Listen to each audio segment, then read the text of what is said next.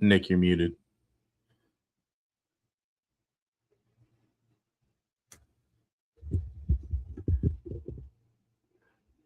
What's up, Bronco Nation? We have just a little bit of technical difficulties here.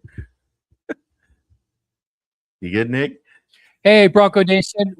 Yep. Hey, Bronco Nation. Welcome back to another episode of Bronco Nation Live. We've got a massive show today.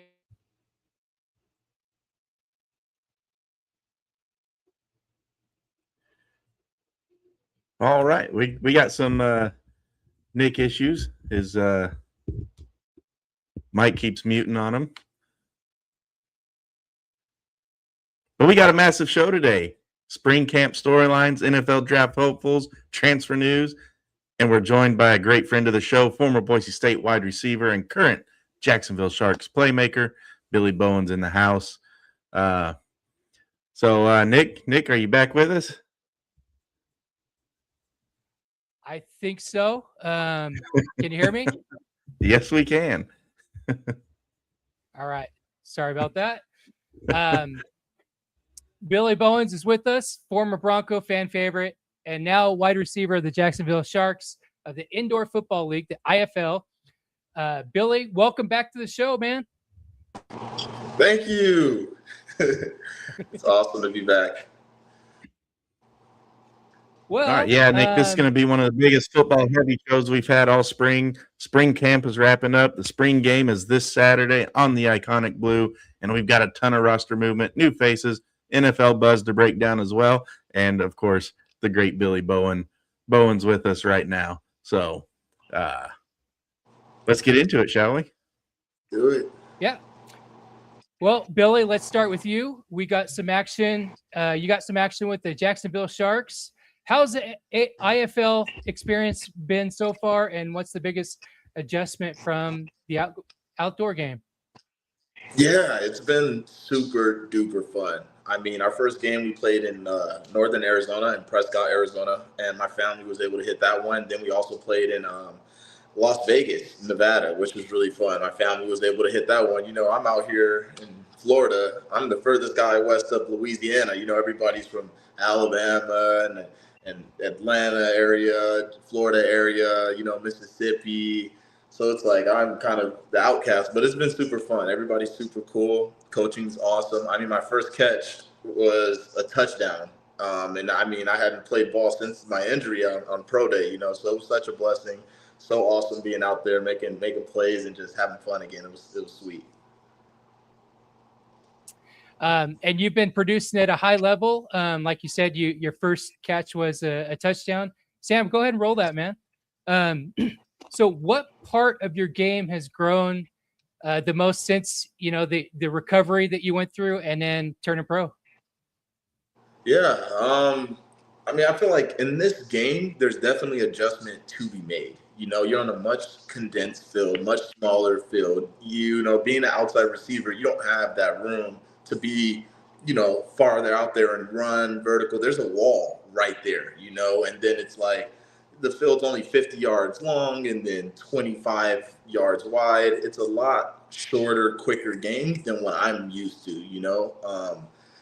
You know, you can't run away from guys as much as you would think. You know, you turn around, the ball's right up on you quick. And that was something I had to adjust to really, really fast. You know, I'm running and we're taught, you know, run out of your brakes and look up to the sky for the ball. You know, you're taught that from the best coaches and everyone and all around. And then, so I remember our first day of camp, I'm running routes and I'm digging out of my brakes to create separation, and then I look up and the ball's flying right past my head, and I'm like, yo, and the quarterback's like, Billy, we don't have all that time, we don't have all that room, you know, like we got to get it there quick. So it's like, it makes sense, and that was the biggest adjustment. And then after that, you know, it's been clicking, it's been really fun. The atmosphere is super intense, it's very like violent and right there, you know, because it's like you can't just go out of bounds, you know, and then in regular football you can, okay, I'm a receiver. I don't want to get hit right now. I'm gonna just get out of bounds. But like this, no, you're getting some contact. So it's pretty intense for sure. And right there, here on this replay here that Sam's been playing, I mean, you got lots of separation. You made your quarterback look super good, and then nothing was going to stop you from getting into the end zone there. And then Right there, man. Look at that. Look at that celebration right there. The shark. Had to hit the shark on him. New team, first time being a new member of a new squad since the Broncos. And had to show the city some love, show them some love. Yeah, it was fourth down play right there, and there's no punting in this league. So either on fourth down, if you love your kicker, you can kick a field goal because the field's not too long, or we're going for it. So that's kind of the motto. So that was a fourth down play, and I'm like, it was the look we liked. In my head, I'm thinking, yeah, this very much could come to me. And then sure enough, as the play gets rolling, they drop into the coverage. Oh yeah, I find that hole. I catch it. I look up. I'm like, whoa, I got some space. So I just dove, and I had to hit my shark. That's always an eerie and surprising feeling whenever you make that catch and you're not hit yet. You're like, is it coming? And then you look up and it's like, nope, it ain't coming. Time to go. Well, surprisingly enough, like there are a lot of times this happens in this league to where it's like you'll catch it and there's just an excess amount of space. And you're thinking like, we're in a small field. How does that happen? It's crazy. Like I caught that and I'm expecting some sort of collision, some sort of coverage, some sort of contest. And I'm like, oh yeah, like it'll trip you out sometimes. I swear. Yeah. So now that you're over there in Jacksonville, what does your day-to-day look like now? Training film, life in Jacksonville. Give Bronco Nation a sneak peek behind that curtain. Yeah, I mean, one thing I definitely forgot about is how committed you have to be when you get back in the ball. You took the year off and you're training and rehabbing and getting yourself right, but you're not doing the film sessions and all these other things that you have to deal with because you're not getting ready for an opponent. Hopping back into this, I mean, we're in meetings first thing in the morning. We wake up at about 6 every morning. Then we have our meetings and you have a walkthrough. And then another thing I forgot about is all the traveling you do. I haven't been on a plane in a minute, when I was back just training and getting ready. And now it's like every week you're going here, you're going there. It's a legitimate thing. So it's definitely like back to the grind. Then you got your workout sessions, your lifts, and you got your rehab, prehab, getting your body and staying on top of things with treatment. All the things of getting back into it. Yeah. And then we, come back for extra meetings or, then you get your meals, which I definitely love. Out here, we've been eating really good. That's been a bonus for sure. I love the food out here. I mean, they were warning me about it and saying, hey, you're going to love it. And I'm a foodie. So, I mean, I've been tearing the food up out here. It's been great. All right. So, my dad, he's actually going to be making his way to Florida with my nephews. So, if there's one spot he's got to stop at that you've already seen, where's that one spot going to be at? What's got the Billy Bowens stamp of approval? Yeah. You know what? If they're out here, I'm going to tell them they got to go to Island Wings and it's called the Island Wings Company. And you can this is a sleeper. They're tacos. They have shrimp tacos or chicken tacos, and they're literally some of the best things I've ever had. And they make their own house-made kind of sauce, puts it on those. One's like a jerk chicken, and one's like just like a shrimp taco. It's like a blackened shrimp. Oh, it's so delicious. And we go there, and I mean, I love that place. Their sides are great. Drinks are great. If you like dessert, they have a warm fudge brownie. Don't tell my coaches this, but with a scoop of ice cream and then some extra drizzle on top. Yeah, that's my little cheat day meal. So nice. Very good. Well, you made talk about the IFL. It's fast, it's physical. You have a tight window for everything. No out of bounds plays. You're either catching it inbounds or you're in the stands. So, right. Yeah. How much does your Boise State background help you in that environment? Yeah, I mean, I feel like you have to be savvy in this. You have to be smart. My football intelligence, I feel like they're prepping me at Boise State. I feel like I'm just always a step ahead, in terms of knowing the spots to be, knowing what the quarterback's looking for, what the coordinator wants on offense. I feel like that was an easy adjustment. It's like we're seeing things. There's a lot of option routes, with it being so condensed and there only being, 4 to 5 DBs out there and only 3 interior linemen, and certain rules and different things about this sport. you have to be able to adjust and adapt. And I feel like, Boise State, those were the biggest things. They always tell us the great ones adapt, the great ones find a way to adjust and find a way to learn quick, and cover grounds in that area. So, I mean, just knowing the routes of the placement and figuring out quick. We have a couple vets on our team. I'm playing with a guy that's like 34 years old now. And he's been in the league for a while, and he knows the in and outs. I've been picking his brain, talking to all the vets to try and, play catch up in a sense to figure out, okay, that makes sense. Okay, how do you do things? How do things operate here? Because when I first, like I told you guys, it was a learning curve for sure, and then after seeing how they kind of operate and maneuver, you start to pick up on things, and now you get your own feet wet and mix your own experience and knowledge in to where it starts to become really fun. Yeah. What it feel like putting them pads on again and getting some game time? Yeah, it was awesome. I mean, that feeling right there, scoring again and just celebrating with your linemen because they do the protection and just being happy and seeing the smile on all the kids' faces in the stands, all parents, my dad, family and everything. Like that's the stuff that's just like, yeah, definitely missed this. It was super awesome to be a part of again. Like it was so sweet, man. And then after the game, kids coming up, hey, can I get a picture and all that stuff again. Like those feelings like are just irreplaceable, So you love that, and it was just so fun. And giving kids high fives, giving the bands again, the little things that make the experience all worth it. So, I mean, all that stuff was just great again. Love to experience that. Yeah. Well, you've played with and against a lot of talented DBs, college and now in the IFL. Who's the toughest matchup you've had in the league so far? We got some guys here. It's super intense.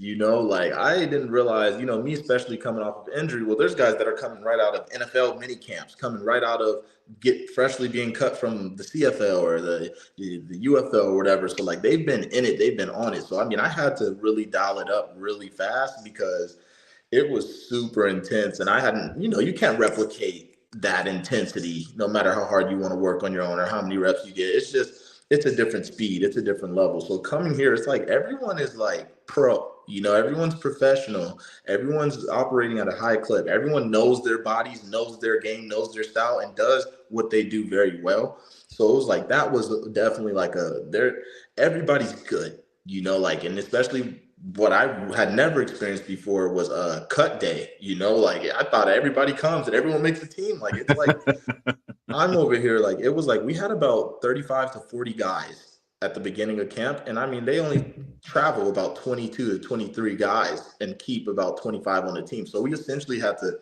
almost chop in half. Wow. And it was super intense, and it was like, one of those things that's like, yeah, you got to really lock in and be on your P's and Q's at all times because everyone's good. Corners that we face, every rep, you're getting somebody's best and they're really good at what they do, or otherwise they wouldn't even be here, and in the league, same thing. Like, it's just doing what you do and finding a way to do it better, right? And be on the same page with your quarterback and elevate your game.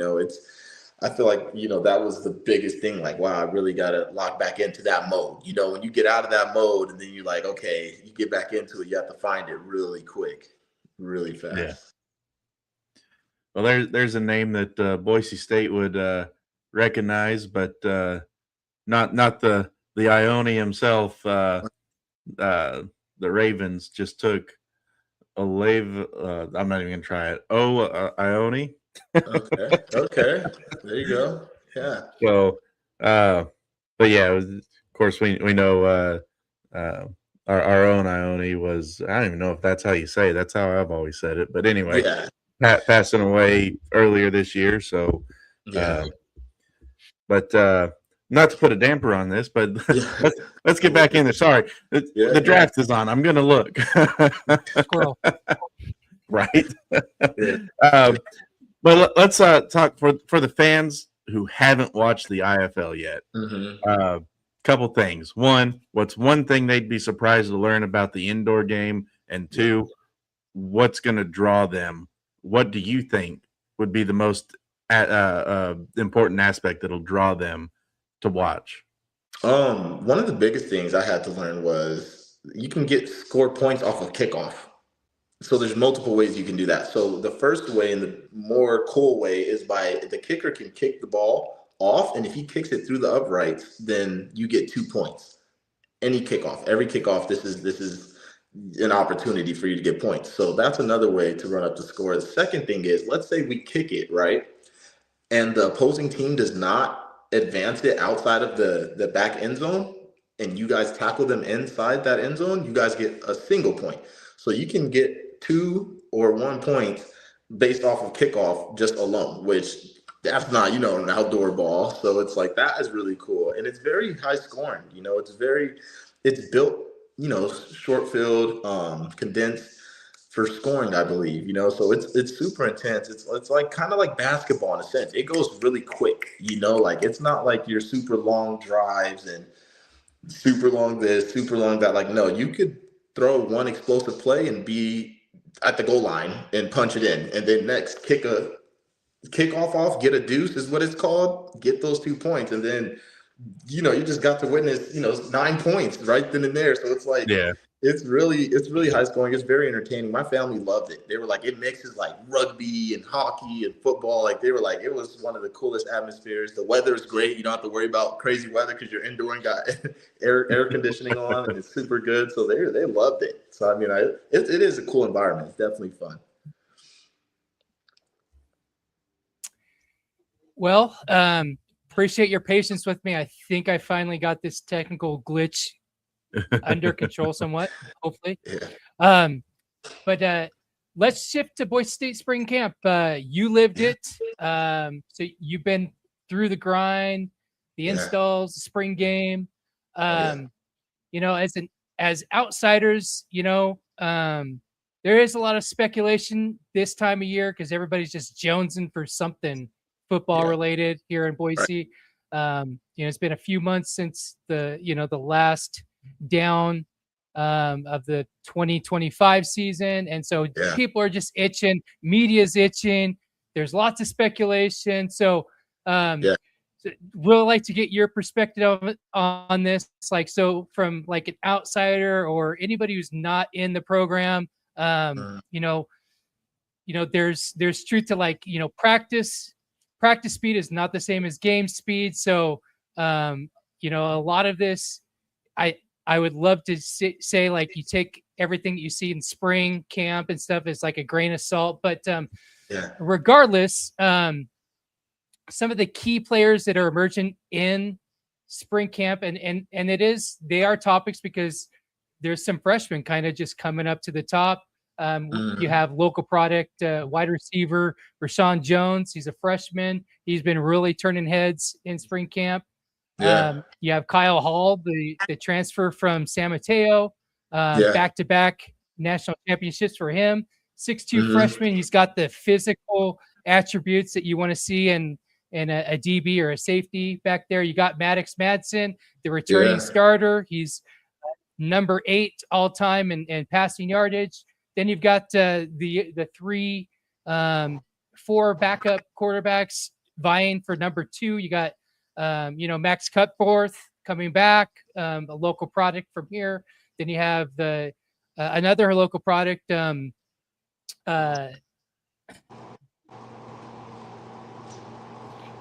I'll get his name, but then you have the 2 freshmen, Cash Herrera, who's got the physical frame as an NFL caliber quarterback, and you got Jackson Taylor, also who's and I'm out. No, we can you hear me? We got you. Yep. Can you hear us? I'm still hitting some. Yes, I'm still hitting some technical difficulties. But then you got you got Matt Wagner taking the place of Matt Lauder. He's bulked up and he looks like he's got some breakout potential. You got Stuart Taufa. Another freshman, Terrius Favors, an explosive freshman wide receiver. And then you have Quentin Brown, a returning playmaker. But you also have a lot of other ones that you hear about. So, Billy, I don't know how much you keep up on the team, but when you look at this year's spring camp, has anybody stood out to you? Have you heard about any of the young guys? And is anyone ready to compete?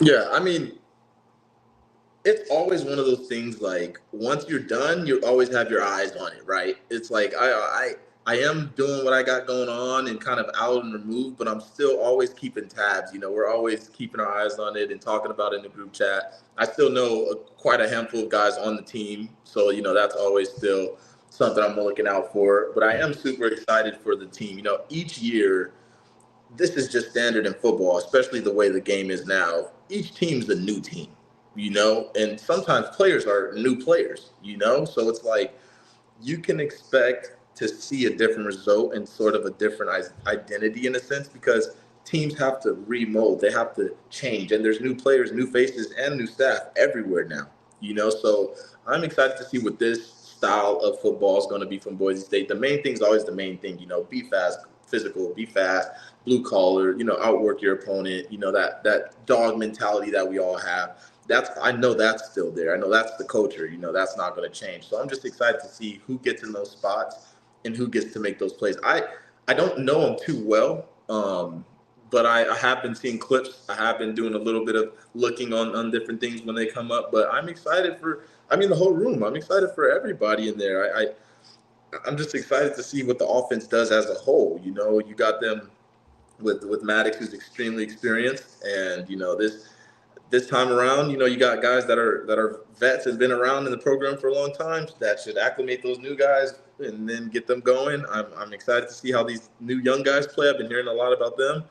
I'm excited to see who goes out there and produces, makes plays and has fun doing it. That's always the best thing. So there's no one really in specific that's like, oh, him, but that could be a good thing. That could be that could be a good thing to where it's not like we're just heavily riding somebody or one thing, and we get to just let it flourish naturally, which is always beautiful in the sport. So I'm excited for that. Nice. So one topic that's always volatile is one Maddox Madsen. There's always a lot of stuff circulating around the his leadership and what he brings to the Broncos. But you've got Coach D. He made the call even before spring camp started. He said, Maddox is our guy, and Maddox has a lot of leadership, and so that's Coach's call. I'm going to trust that Coach knows what he's doing. But then you have Max Cut fourth. You have Zeke Martinez, and then you got the two freshmen, Cash Herrera and Jackson Taylor. What's your take on the quarterback room? Like you said, you just gotta believe. You just gotta love and trust the process and the coaches. I mean, they're the ones that are with those guys day in and day out. They know the students, they know the boys better than anybody else. They know what they're going through. They know how they're feeling. They know what they're operating mentally. That's always the thing a lot of people don't get to see, as well as the staff. So how confident they are in themselves, how confident they are in the playbook, how well they're gelling with their teammates, the chemistry, all the off the field kind of stuff, and then the on the field stuff, the plays they're making behind the scenes, the plays they're making every practice, the plays they're making in those scrimmages and this and that. So once again, I fully trust that coaching staff. I fully trust what they are putting together. If whatever they say goes, and I've been in there. That's why I can have that confidence with them. But I'm excited to see what happens. If I'm a guy in that room, I'm staying ready. And that's just me, how I was since I was young. Always be prepared. Don't wait. I was always told, don't wait for your opportunity. Prepare for your opportunity because it will come. And that's the biggest thing. So if I'm in that QB room, hey, I love Maddox. I love Cutforth. I love everyone. If I'm one of these new guys, but I'm here to compete and to play. At the end of the day, that's what it is. So I'm just staying in that playbook. I'm staying competitive. I'm staying ready. I'm finding a young guy. Those guys are hungry. Throwing with them every day that you get a chance and on off days and stuff. Just staying ready because your time may come. Injuries inevitable, Lord forbid. But then stuff happens all the time. It's football. So whoever gets the opportunity, they just gotta be ready for it because you never know when it's gonna come. So that'll be fun to see what they produce this year for sure.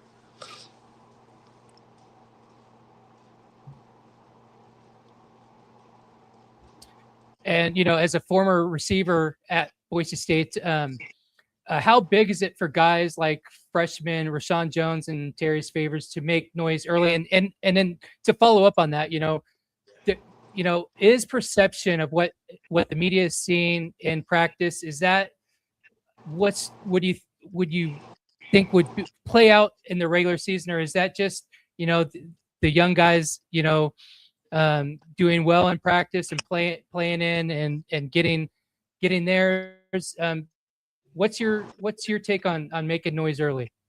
For sure. And my biggest thing is like, there's always like the coach favorites, the team favorites, and then the fan favorites. That's just how it always is, and it's like, when you're a young guy or a new guy, you're always the shiny new toy and everyone loves it and you got a lot of hype and you're new and, it's like, but sometimes the over-reliables and your things that you've been rocking with are your best things, are the best things you got, or your experienced teachers for the young ones until they're ready, helping them. And so it literally can go either way. I'm more than sure, you guys see potential in these young guys. You guys see talent in these young guys. That's inevitable, that you're bringing ballers here. You're going to see that, and that's real. They got it. Now it's just how quick can they adjust to the speed? Like we were talking about, how fast can you pick up on the older guys and what they do and apply it to your game and be able to be a student of the game and raise your IQ level so you can be out there and slow the game down for yourself. A lot of guys have all the talent in the world, but they don't have the mentality to match it. And that's where the disconnect comes. They can't go out there because they lose it or they're thinking too much or it's too fast, but they have all the talent in the world. Well, especially here, I know for a fact, you got to be able to put things together. You can't just be here one way or here one way. No, you got to be able to be an all-around good guy, an all-around good athlete, and smart football player as well if you want to succeed here. So that, I think, them just knowing where to be, knowing what's going on, why it's going on, is going to be their best friends. And then the rest, their natural athletic ability will take care of itself. Billy, you've been through spring camp battles. What's the biggest challenge for newcomers adjusting to that speed and physicality from high school to college? Yeah, I mean, a lot of guys just were able to slide by because they were just better in high school. Like, hey, when if it ain't broke, don't fix it. If I can get away with doing the bare minimum or just this is all I know, so be it. I'm going to do that. But then once you come here, there's a literal new level. There's a new standard that you have to be able to, there's an intensity you have to be able to match. There's just new levels and standards that you have to be able to match. And if you can't, you're not going to last. It's as simple as that. So that's the biggest thing. Come here ready to work. I came here, just close your mouth and be ready to work, ready to compete. I had a good high school program where competitiveness was at an all-time high, and that's what our coach preached. But a lot of guys didn't, and you could see it there. But then when you get here, it just raises, it elevates, like it takes it to the next step to where it's like, you got to be able to compete. You got to be able to adapt and be ready for that next level, because if you don't, this ship is going to sail. And they always tell you, hey, this Boise State ship is sailing. It's taking off whether you're on it or you're not. And that's the reality of it. Boise State's going to win championships. They're going to play in bowl games. They're going to be successful. They're going to get guys out. You're going to get your education. You're going to become a better person. You're going to make connections. All this stuff is going to happen whether you're a part of it or not. So you better figure out a way to get on the ship and stay on the ship rather than to get left. And that was like, to me, it was like, wow, that's all I needed to hear. Yeah. Sorry, my screen just jumped. There we go. So how important is the spring game for confidence? Fans see it as a scrimmage. Do players see it differently? I mean, I just know me, and this is the way I was raised, and this is all I knew. That was a game. That was the first game for me. I didn't care when it was. I am locked in. I'm in there, headphones on. Don't talk to me. I remember Khalil Shakir one time came up to me. He's all happy. He's a different type of guy. He's eating candy and having a good time. And I'm like, get away from me. He was like, dude, I thought you were going to kill me. And that's just my process. That's just me. So I was like, dude, I'm like locked in. I'm ready to go. So like, and that's the mentality of everybody. It's like it's competitive. Defensive guys, I don't want to see them. I don't want to talk to them. I don't like them. We're not teammates right now. we're going at it, you know, and it's like, there'll be love after, you're still my brother after, but right here, I'm trying to dominate, I'm trying to kill, you know, that was the mentality, especially of our group. I know that for a fact. So it's definitely like, I don't know what other places do elsewhere, but I do know for a fact, you know, that those guys are taking that serious, you know, and it's important to go out there and show the coaches and show yourself. Like you said, it builds that confidence amongst yourself. Like, I got this. Like, shows those coaches, okay, we can find a way to make him relevant and fit him into our game plan because he's going to be a help for us down the road. Yeah. So let's do a little shift. I know you're not playing defense, but we do have some new faces on defense. Kyle Hall, Logan Brantley, Zahir. How do you say that, Nick? You always throw the big names at me. Zahir. There we go. Yeah. Zahir Lewis. What's your take on the defensive youth movement, not just at Boise State, but in college as a whole? Yeah. I mean, once again, it's an opportunity for these guys. I know our scheme is not an easy scheme, you know, so if you don't see guys out there, it's because then once again, they couldn't grasp it. They couldn't pick it up. They're not where they're supposed to be all the time. They're struggling a little bit more. They need a little more help or time because, you know, Coach Danielson, those guys, the defense, man, I always had hell going against it. You know, it's not easy to read. It's not easy to go against. And they bring guys in that are really good and competitive. So I'm excited for whoever they bring in, and I'm excited for them to get put into this system because it definitely is a really good system, and it helps and it works, and they develop you. So I'm excited for these young guys. I'm curious to see how they go. I saw a couple of them last year, you know, and it makes me happy to see that fight. You need a little couple nasty guys on defense. You need a little fight in your DBs. You know, you need a little fight in the defensive guys. You know, that's just how it makes it work and makes it better. So, I mean, I saw a little bit of that last year. And I'm knowing just through clips, I'm seeing that this year, you know, and that's big time. And you know, it just brings competition, right? To some of those guys who've been there, bringing on the new guys and fresh faces. So Bronco Nation, if you want even more football insight, check out our new Blue Turf Talk episodes on the Bronco Nation Updates YouTube channel. We just had a recent one with freshman offensive tackle Connor LeGros. That's a great interview. He's a great kid. And then we also have a full article now live on our website for class of 28 quarterback Zeke Thomas, a dual threat out there from Willamette High School. He wants to let his talent shine on the iconic blue. So we did an article about him, but yeah, go watch, and we're going to continue to bring on Bronco players to the channel. So go watch those after the show. I got to tell you, Reuben Bain Jr. going to Miami, the fact he didn't go any higher, that guy. Or excuse me, going to not Miami, the Bucks. Oh, okay. At 15, he's gonna make some noise over there in Tampa Bay. Yeah. Sure. People are going to rue the day they didn't take him. Yeah. Earlier than 15. Yeah, he's a baller. He's a baller. Falcons, man. Speaking of the NFL draft, Billy, let's talk about it. Boise State's got a strong group of prospects this year, most of which are probably going to end up free agents. But there's some late third-day surprises that may pop in there. Obviously, Cage Casey's elite offensive tackle. We've seen a few of them go off the board here early. He's projected a second day, kind of mid to late second day, early third, or second round, early third round.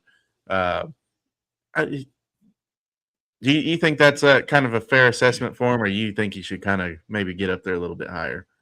I mean, knowing how the NFL draft operates and how these things kind of go, I'm not surprised that happens. Knowing Casey and, you know, how much of a baller he is, and, you know, obviously that's my guy, I would love to see him go higher. You know, I think his work ethic, type of caliber he has, his attributes, I mean, no doubt higher. But I won't be surprised. Especially with these days, you got to expect anything. Like Yeah. he could get grabbed off the board, he could fall. But I mean, the biggest thing is just going at the end of the day, Right. and the rest will take care of itself once it's there. Once you're there, it'll knowing him, he's going to do just fine. So, yeah, we'll see what happens with that. But I mean, I'm excited. I'm excited for him and all those guys. Whether it's invites or their draft or whatever it is, just to go make noise, just to go compete, just to go out there. It's an experience, man. This whole thing is like, it's even talking to my new teammates and their experiences. Cause I didn't get that. I told everyone like I got hurt 2-3 weeks before the draft. I never even had any of, so this is like my first glimpse of it. But like a lot of them that tell me their stories and it's crazy, and it's like, wow. So even to see our brothers that are in the NFL and that are still riding and still balling and doing their things, it's like, man, it's legit. I'm so proud for them and everyone, it's super cool to see. Yeah. All right, we have a question. Yeah. Before we get too much further into the draft, who's on your Mount Rushmore for BSU all-time great? Great. You know what? I mean, I gotta put Ashton Genty. That's a given. Kellen Moore. Let's be real. And then it's like my next two. I'm gonna have to put. See, this is me, Jay Ajayi. I loved him growing up, and I mean, like, I remember playing him in the video games, and I was so excited about him. I just loved his character and like everything about him. He has to go on there for me. And then fourth, I gotta go Khalil Shakir. Like, I just have to. Like, that's my best friend right there. That's my dog. That's my brother. So, that's my four. I mean, that's me. That's me. All right. Solid picks, man. Solid picks. Yeah. All right. So other Broncos draft hopefuls that I think the only other one that can really really have a legitimate shot at maybe there's probably two or three. The next three that'll have a legitimate shot at maybe hitting late third day. Braxton Feely, defensive lineman. The most reps, 38 reps at his pro day. Yeah. If he went to the combine, it would have been top of the combine. Yeah. Strong dude. Zion Washington, impressive 41-inch vert at the pro day. And then Jeremiah Irby really proved he's a shutdown corner in the secondary last year. Those three right there, they if someone just takes a chance, they could end up making that still late game. But or late rounds, but it's probably going to end up being free agency for them. And then you've got Matt Lauder, also had a great pro day. Amarian McCoy, shutdown playmaking corner. Latrell Capel, veteran playmaker there, and then Mason Rudolph on the line. And then you got your former Broncos, Taylon Green, who I think he could end up sneaking into the late first round, but more than likely a day two prospect there. And then Eric McAllister. So great group of guys. Is there who do you think has the best chance to go other than Cage Casey?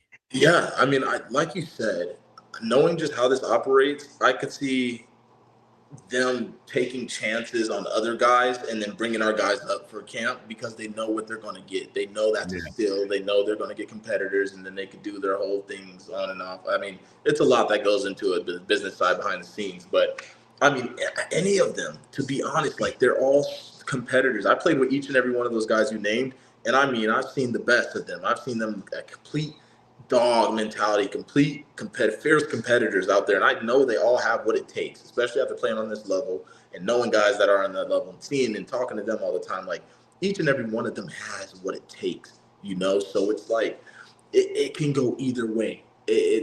I'm not kidding. All of them, they showed enough to where if a team likes them and maybe they went to one of those teams mini days or pro days or NFL day, whatever they call it, and they really enjoyed it and they crushed the meetings. They're all stand-up guys, like I wouldn't be surprised to see any one of them get picked up.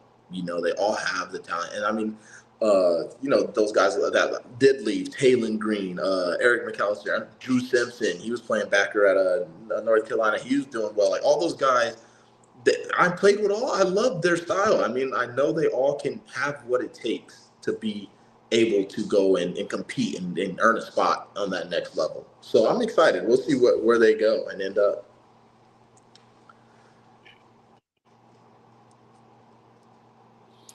Well, we know your story. You were crushing it at Pro Day, but you've overcome. You're making your own path. Yeah. But knowing what Sam just went through the list and told us about like what they did during Pro Day. Billy, so who do you think helped themselves the most at Pro Day? I mean, some of those numbers are pretty wild, man. Yeah. I mean, Taylon Green, they couldn't stop talking about him. And in terms of in-house, I think Zion, man, he really showed up and showed out. Like those numbers, as crazy as it is, the NFL guys love the numbers. They love the numbers game when it comes to picking up guys for these spots. So I mean, those numbers can compete, and his size. So once again, another stand-up guy. You get him in the meeting room, you get him in the room. The guys are gonna love him. Team player, glue guy. He's just one of those guys that I think really opened some eyes and maybe turned a couple heads. Like that's what Pro Day is for. It's meant to get people talking about you. And that was, my goal when we had our Pro Day to get. Okay, whoa, this guy is a little bit of an athlete. Let's see this through. Let's maybe circle this one. So I mean, I think he definitely got some checks, some circles. Maybe let's keep tabs on that one for sure. That's one of the reasons Ashton Genty didn't perform at the combine outside of the interview. So he can get more scouts going over there Pro Day he got to love that team mentality in that kid. For sure. I guess he's not a kid anymore, so. Yeah. Right.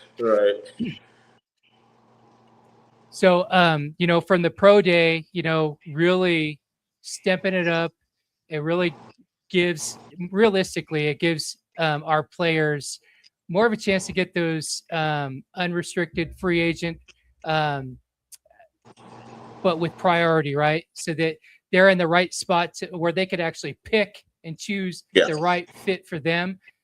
With that being said, which Bronco do you think is the most NFL ready right now and is got, off of that Pro Day, off their career that, say they get a free agent deal, to where that they can pick and choose wherever team they want to go. Who do you think is ready right now? Yeah, I mean, once again, I'm going to answer your question, but not to just be that guy. I think all of them, at the top of my list, I mean, they all can go out there and do their thing. So that's a good sign. That's a good thing. Now, in terms of like, let's go right now and go be able to compete and help right now and like give myself the best, absolute highest on my list, I'd have to say maybe Braxton Feely. I really like him and what he's done. And I mean, putting him as one of those interior guys, and I think he could find his way to mingle in there and get some things done off rips. I feel like that's just, interior D lineman. He can go in there and try and make some stuff shake early on. So, yeah. And then, you played with some of you said you played with every one of them, but two guys I kind of want to just, they kind of have slid under the radar because, well, one was injured going into the offseason, that being Marion McCoy, and the other one is Terrell, because Terrell is just so consistent. What makes those two guys so special, man? I mean, yeah, two guys that are elite competitors. I remember Troy when he was young, man, just had that fight in him. A teammate you love playing with because he's going to go block for you if he needs to. He'd tell me, Bill, if you get that rock, I'm trying to knock somebody's head off for you, and he's just one of those guys that loves the extra work. Anytime you guys go work out, Bill, let me know, let's go get some work. Even asking me, hey, can we go do that? Marion, man, I mean, he was a pain going against all the time, like he was one of those guys to where it's like I show up to practice and if I'm not feeling it, don't even line up against him because he's going to embarrass you. You know, like it's one of those like you're not feeling good today, or you trying to take a playoff. You know, he's going to give you the work. So it's like you got to bring it, and that's what we talk about, elevating that competition level, because there'll be days where it's like, man, like those guys are always bringing, well, it's going to make you raise your level, and vice versa. There might be days they're not feeling it. They're thinking it's going to be sweet. And it's like, no, we're on each other. We got to raise it. So they're like, man, don't line up against Billy. You own one today. You know, it's the same thing. So it's like, it's like we, you know, those guys are just really good at their craft. And I mean, I think they're ball players for sure. Let's talk about a couple former Broncos that are draft hopefuls for today. Taylor Green, Eric McAllister, both took different paths. What's your take on their NFL chances? I like it a lot. I think they have good chance. Once again, guys that can play, have all the ability, have all the capability. They, you know, have all the physical attributes and measurements, and they're going to be fine and do just fine wherever they go.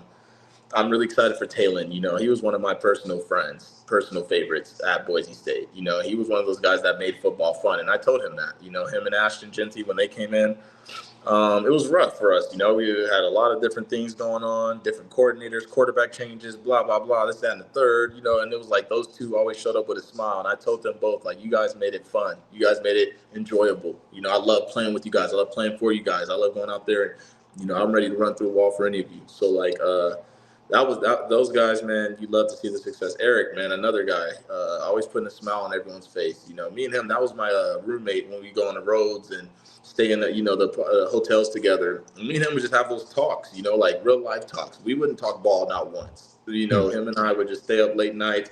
And I was like a mentor to Eric. You know, you could tell he took everything I said to heart. And I see him working on it. He'd ask me for genuine advice, and he's like a little brother to me. You know, like I genuinely have a spot in my heart for Eric. I loved him even when he was gone. You know, we're FaceTiming, we're talking. So excited to see his success. We're always hitting each other up, man. And, you know, it's just one of my brothers for sure. So, I mean, both of them, I'm so excited for their careers and for their futures. You know, I can't wait to see what they do, where they go, and see how all this unfolds these next couple of days. You know, I'm excited for them. Another former Bronco, Ty Benefield. What's your take on him sticking around one more year instead of declaring for the draft and then, of course, transferring to LSU? Yeah, I mean, I feel like it won't hurt him to go to LSU, get some more coaching, polish his game a little more, and get a bit more exposure and hype behind him.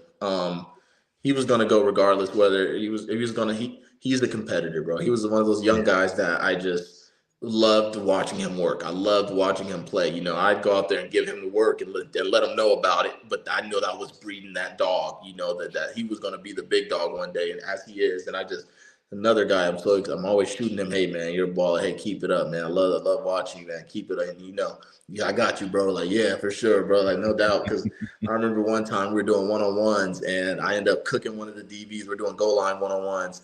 And I caught the ball, and, you know, we're always preaching high and tight, you know, our ball security.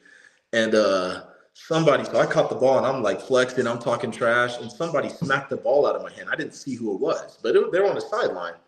So I look back, and it's Ty Benefield walking away. And keep in mind, he's like a sophomore or something. So I picked up the ball and threw it at his head, and I was like, "Hey, don't ever touch the ball when I got it. Like, you're a little pup, you know." Like, he was but like from that moment, you know, it's like you're breeding dogs, you know. And I came back and gave him love, and, you know, we're always going back and forth at each other. But it's like, you know, it's just that's what I mean. Like, it's like little things like that to where I know he's going to be a dog, because next time coming around, you know, he's giving me a shoulder and we're giving each other work, and he's competing and firing around another guy that has high drive, and he's like. Yeah, like I love to see his success, man. I'm excited for him. I know he'll be just fine there. Yeah. Zion Washington, Jeremiah Irby, both have NFL frames. How do you see their game translating to the pros? Yeah, I mean, they got big frames. They're good players. Just keep polishing what they do, find a way to get better. I mean, I see it equating pretty well. I think teams could find a way to plug them in on defense and get them in, and they can be, you know, help. They definitely can be helped. They're savvy ball players. They're smart, and they just, like I said, they got what it takes, you know. So at this point, it's just a matter of going to the best fit, and hopefully, you know, being able to stick around, because they definitely can contribute down the line for sure. Well, Billy, you're always one of our faves around here, man. We're gonna have to name the BNL after you here pretty soon. But we always love you coming on. No, but we appreciate you breaking down the spring camp, the NFL draft, and giving us an update on your pro career. I hope that you just light it up there and continue to knock down those doors and get some ops, man. Yeah, thank you. No, it's been a pleasure. You guys are always fun, and I appreciate it. I'm glad we were able to grab some time. This was awesome. Thank you. So we'll bring it back on after you win that championship over there in the IFL. And absolutely, yeah, I'll be here with a big shark. I'll have the whole mascot with me. Absolutely, thank you guys. Yes. Well, thank you again. Appreciate you hopping on here and giving us your time. And we'll see you next time, my friend. Absolutely, you guys are the best. When it comes to painting, precision matters. Crosby Custom Coatings, led by Scott Crosby since 1979, delivers elite craftsmanship for homes and businesses across Boise. With attention to detail and a commitment to excellence, they make every surface shine. Call Crosby Custom Coating today at 208-370-4696 and bring color and quality to your world. That's 208-370-4696.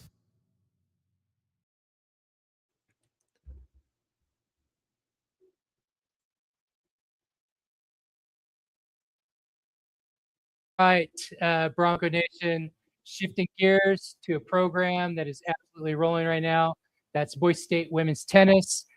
Before we dive into the Mountain West tournament, quick reminder, we just dropped a brand new Bronco Talk with Coach Beck Rogar and another with Zadina Safarova on the Bronco Nation Updates YouTube channel. If you want to understand why this team is elite, those interviews tell the whole story.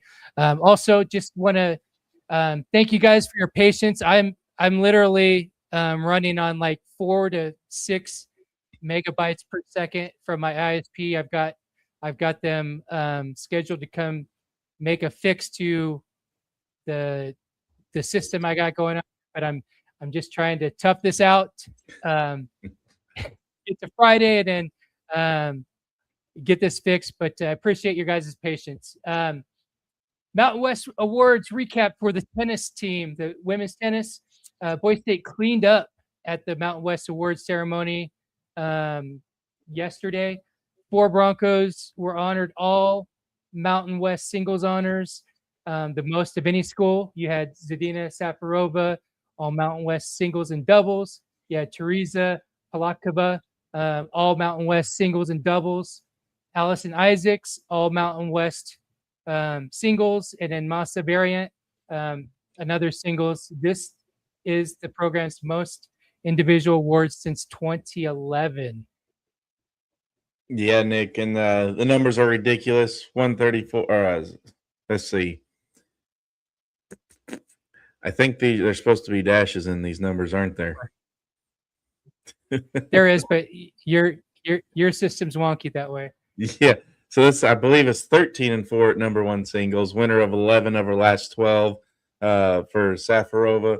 Palakova 11-5 with the 12-4 doubles record alongside Safarova. Isaacs 18-2 overall, 17-1 at the number 4 spot. Best in singles season, the best single season record at that spot in program history. And then Variant 13-3 at the number 3. The first all Mountain West honor of her career. This is one of the deepest Boise State teams we've seen in probably ever.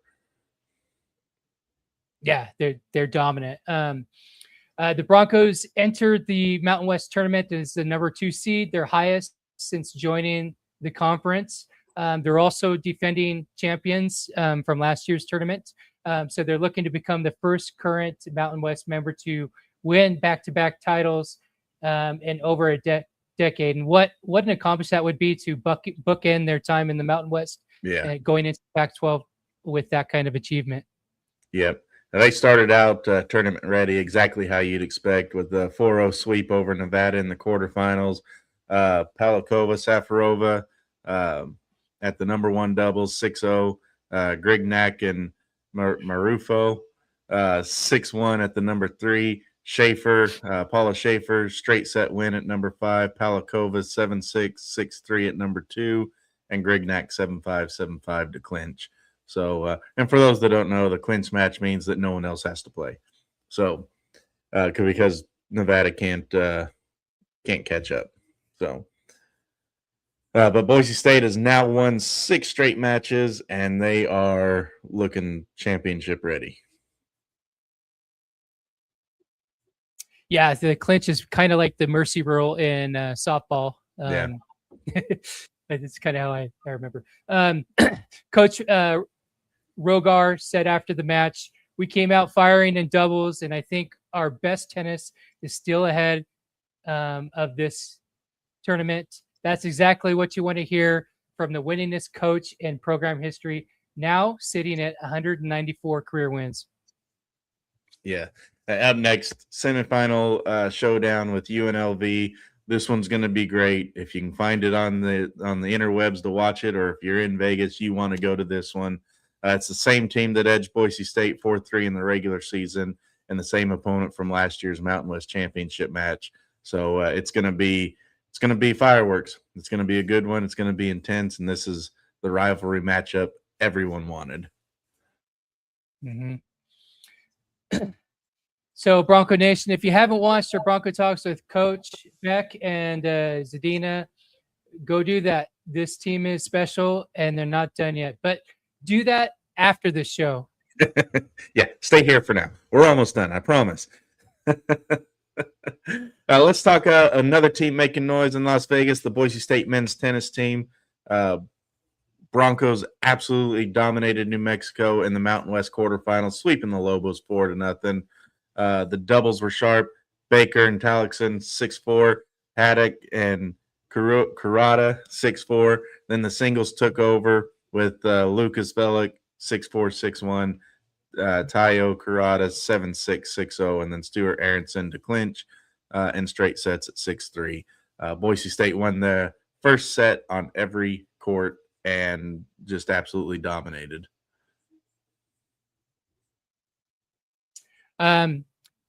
This is Boise State's 4th straight semifinal appearance and their 11th sweep of the season, tying the most since 2012. Carson Baker and Avery Talixon also picked up their 22nd win as a pair, cracking the top 10 for single season wins in program history. Next up, Boise State is the 3 seed, takes on San Diego State as the 2 seed tonight. At 6 Mountain Time. So that's actually probably over. Nick, do you have an update on that? I'm looking at an update right now. And I am seeing, let me see here. So winner of this one goes to the Mountain West Championship. I am seeing they have a couple wins so far. I don't know if they're done with this, but it looks like okay. They got a good start going, if not already won. But we'll get you an update if that comes before the end of the show. All right. So 2 tennis programs, both in the semifinals, both nationally ranked. Women at 67th in the ITA, men are at 62. Both playing their best tennis at the right time. All right, Bronco Nation, let's talk. Let's move on over to the beach. Boise State beach volleyball, because this team is in the middle of one of the biggest weeks in program history, the 2026 Big 12 Beach Volleyball Championship in Tucson. And before we dive in, quick reminder, we've also recently had Ava Anderson and Addison Woolden on a Bronco Nation or a Bronco Talk, and as well as Serena Vandermeid earlier this season. So we've got the heavy hitters on the channel. So if you want to know more about the culture behind that program's rise, you got to watch those interviews. They're on the YouTube channel. The Broncos entered the Big 12 championship as the number 5 seed, and they faced number 1 Florida State and number 4 South Carolina in they start out in a couple pools, and then from there, then they go into a bracket. So 6 teams, 2 pools, and then a single elimination bracket that starts tomorrow, and every duel is streamed on ESPN Plus. Yeah, and I believe all the matches played today, correct? Yes, Yeah, we I think we dropped. have an update. Yeah, we have an update later on, I think, in this segment. All right. Oh, okay. There it is. I found it. Boise State came in at 19-13, splitting the season series with South Carolina, dropping both matches to Florida State. It's a loaded field. It's Big 12. Of course, they're going to have the top teams in the nation there. So a lot of nationally ranked teams in the Big 12, probably the best beach volleyball conference in the nation. Yeah, and the Broncos rolled with this lineup going into this championship. They kind of been switching up the last couple weeks. You know, Ava Anderson and Addison Walden are the most prolific pairs in school history. Well, the last couple weeks they've kind of split that talent up to see if they have a better strategy. But rolling in today, they went with pairs of Allison Alden and Addison Walden, Avery Allen and Ava Anderson, Kiara Demirajan and Serena Vandermeid, Addison Moss, Ellie Wolthus, Charlie Alina, and Lily Paddock. And remember, this team entered the week ranked number 18 in the AVCA pool, the highest ranking in program history. They're right outside the cusp of even having an at-large qualification for postseason. So they've done very well this season.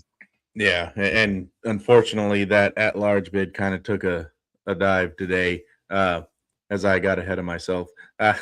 Day one of the Big 12 championship, it was tough on the Broncos. They dropped both duels, each by 4-1 margin, but they didn't get swept, so that's a plus. Last time they played Florida State, they got swept, so the lone win came from Kiara and Serena at the number 3 pair, 22-20 and 21-15.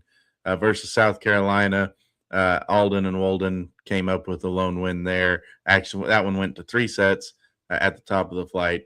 They lost set 1, 18-21, and then won 21-15 and 15-10. But the Broncos still advance. Single elimination bracket tomorrow starts at 10 a.m. Mountain Time. So it's not lost yet, but they've got some work to do. Yep. And I saw late before we got on, they will actually be playing Arizona State tomorrow at that time. All right. And then I think the winner of that goes on and play TCU. Doesn't get any easier. Right. It's tough, man. I believe TCU is defending national champions, right? Yeah. Yep. They're on the short end of the stick in that bracket. But a couple big milestones. Kiara Demirajan now has 11 wins in Court 3, third most in program history. And then Addie, one of our favorites, she now has played 110 career duels, and that's tied for 7th most in Boise State history. So this program is building something real, and it's proof. They made the jump to Big 12, and they're holding their own. So great job, guys. Yeah. Coach Venardo said after pool play, when physicality was applied to us, we took our foot off the gas offensively. We just need to make more aggressive decisions. He then added, this is the only conference in the country with ranked teams top to bottom, and tomorrow's going to be complete chaos. And he's true. I mean, that's true. Boise State, you got Florida State, I believe, is number 1 in the nation. I might be wrong. They're up there, though. You got Florida State, you got TCU, you've got Arizona, you've got South Carolina. I mean, all these teams, if they're not ranked now, they were ranked at one point this year, and right there with Boise State, even getting swept today, still being ranked 18. So your bottom of the bracket is still a top 20 caliber team. Yeah, I mean, and think about this. This is a crazy statistic. Like 11 of their 13 losses, all ranked teams. Yeah. I mean, yeah, crazy. So once again, Boise State plays in the opening round of the bracket tomorrow at 10 a.m. Mountain Time against Arizona State, and you can catch all that action if you want to watch it. ESPN Plus. Now let's move to Boise State softball, where the Broncos are fighting to climb into the top 6 of the Mountain West standings because only 6 teams make it to the postseason tournament. Coach Justin Schultz said the goal this year is simple: make the tournament. Yeah, and Boise State currently ranked ranked 9th, I should say, in the Mountain West Conference, heading into a huge series with San Diego State. They're tied for 7th, and every game from here on out is basically a playoff game. Yeah, the Broncos were swept by UNLV, but they battled in every game, including a wild finale where Boise State tied it 6-6 in the 6th until UNLV pulled away late last weekend series. Marissa Gonzalez continued to be hot. She had a solo home run in the 2nd. Georgia Kreider, she's getting more time. She pinch hit a two-run home run. Kaylee Vieira hit a clutch 3-run double to tie that game. And then Kate Penberthy, she's been another hot one. She doubled for her 7th straight extra base hit. 7th extra base, 7th game in a row with the extra base hit, which is outstanding. And then one more notable, Lula Ray McNamara made the history books. She's one of only 3 Broncos, I believe, that started a game out with 4 consecutive strikeouts in a game. Yeah. Speaking of Lula Ray, she tied the Boise State freshman record with 38 pitching appearances. Vieira, career high 3 RBIs. Penberthy continues to be one of the top hottest hitters in the conference as well. So now Boise State travels to San Diego State. This series will determine whether the Broncos stay alive in the postseason race. So, like we said, every game is like a postseason game. So they're really playing for their lives now because they're running out of games, and outside of 5th, those last 5 teams, it's kind of a bottleneck. So they can really gain some ground if they go on if they can sweep San Diego State, which is not an easy task. They can really gain some ground on making the tournament. Yeah. All right, Bronco Nation, let's talk some hoops. Rice has resigned. Just kidding. There's half of the fandom that just screamed out, and the other half went, oh, and then it was reversed when I said just kidding. Anyway, because the offseason has been busy for Boise State men's basketball, it's been absolutely busy. You got people transferring out, people transferring in, and rosters are being rebuilt in real time. 3 major contributors Three major contributors have officially found new homes: Drew Fielder in Alabama, Andrew Meadow in Oregon, and Javen Buchanan over to West Virginia. Big departures for sure. All 3 projected to play major roles next season. But we also brought in some big guys, Nick. Tell them about them. Yep. There, and believe it or not, there's still like thousands of people in the transfer portal. Yeah. I think what was it? I think I heard a number it was 60% of men's college basketball were in the transfer portal or something like that, which is crazy. Yeah. But Boise State has been aggressive in the portal too. They've added some serious talent. Let's start with the JQ, Jaquarius, stand back forward from Alabama State. He averaged 8.8 points per game, 5.8 boards, and 2 blocks per game. He is the SWAC Defensive Player of the Year. One of only 6 players in the country to average 8 points, 5 rebounds, and a steal and 2 blocks. He started all 32 games, and he was 52% from the field. Standback is long, athletic, and a legit rim protector, something Boise State needed. And then we have point guard. Why don't you tell us about him, Sam? My notepad just there we go. Damari Wheeler-Thomas, a familiar face to Bronco Nation live viewers. We had him on a couple weeks ago. 92 career starts at North Dakota State.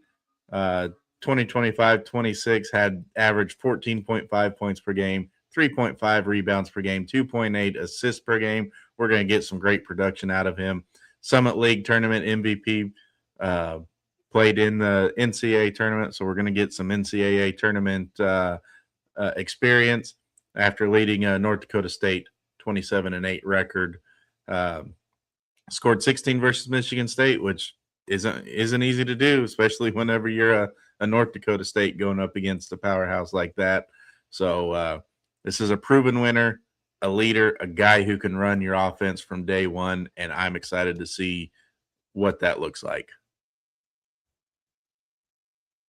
Yep, and he's a point guard. Yep. Yeah. Not a combo guard. Not a combo guard. Next, we got Chikani Dieng. Boise State has added some size too, 6'11", forward from North Dakota State College of Sciences, a junior college. He averaged 17.6 points per game last season. He led their team to a 26-6 team record. He's got a 44% shooting from the field, and then 53 starts in 2 seasons. He's got that body type that we need in the paint, and he's long, he's mobile, and he gives Boise State a true developmental big with upside. I believe he also has a great 3-point game, so I think he's averaging over 33% from beyond the arc. Yeah. Excuse me. Boise State still has 2 roster spots open, and assistant coach Timmy D said there's no timetable. We want the best fit for the team, which is a great way to look at it. You don't want to rush into a mistake. Expect shooting guards to be the priority, though. Boise State track and field wrapped up a huge weekend at the Brian Clay Invitational, and the Broncos put up some of the best marks in school history. Brian, I swear, you look at the names and say, I'm going to make him say that. Brian Kiprodic, we're going to go with that. 43.38 in the 10,000 meters, second fastest time in program history. Christian Graham, 28.57.27, fifth fastest in program history. And then Alex Thompson ran the 1,500 in 3 minutes, 40 seconds, 0.52, which is the third fastest in program history. 3 top 5 all-time marks in 1 meet. That is elite, which is what this program is. Sure is. Boise State also picked up 2 heat wins, one by Haley Blaine, women's steeplechase. Love watching that. That's so fun. With the water and everything. Then you had Elisa Marshall in the women's 1,500 meter. You had the team combined for 24 PRs across the weekend, dude. That's phenomenal to have that many people putting up personal records. That's great. That's how you know you have great coaching that are developing and pushing to get to that next level. Mm-hmm. Speaking of the next level, next up, the Ed Jacoby Twilight right here in Boise tomorrow night, at Donna Larson Park. Gates open at noon. Primetime events start at 5:30. It's going to be fun. Get out there, get early, and get loud for Boise State. Yeah, just look at it this way. So the Edge of Kobe Twilight is like the Daytona 500 of NASCAR, because this is literally Boise State's only home venue. So this is a big deal. I'll be there tomorrow. If you need a shuttle, you can park on the east side of the Bronco Stadium parking lot, and the shuttle will take you over to the DLP. So want to see a lot of people show up. I mean, because this is their Daytona 500. This is what they've been training for all year long, so they can show off their talent right here at home. We had our guy Chase Lawyer on a Bronco Talk before he got on campus, and he was talking about the Edge of Kobe Twilight and how special this is. So if you can make it, $5 tickets, get your ticket. Go to the meet.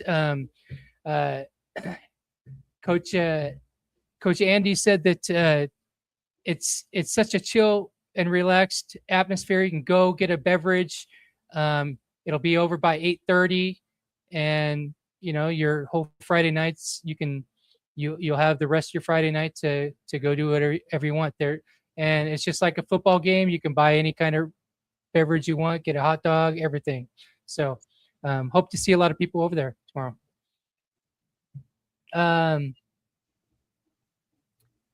Let's segue over to men's golf. Boise State men's golf continues to dominate the Gem State. The Broncos successfully defended their title in the Battle of Idaho, beating the DAV, the Vandals, by 16 strokes, the largest margin in the event's 3-year history. So good job, guys. Boise State shot 835, 17 under as a team. Their top performers were Gavin Knight. He was the individual champion at 8 under. His 8 under 63 lowest. That was the lowest round of his career. Luke Cushman shot 2 under, tied for 3rd. Chase Gorder was 1 over, 5th. Reese Knox 4 over at 6th. Knight 63 was the highlight, 9 birdies, an absolute clinic over the DAV. Yeah, it's always a good day when they lose in any sport. Yep. Men's golf now heads to the Mountain West Championships May 3rd through 5th at Omni Tucson National. So be ready for that. Over in women's golf,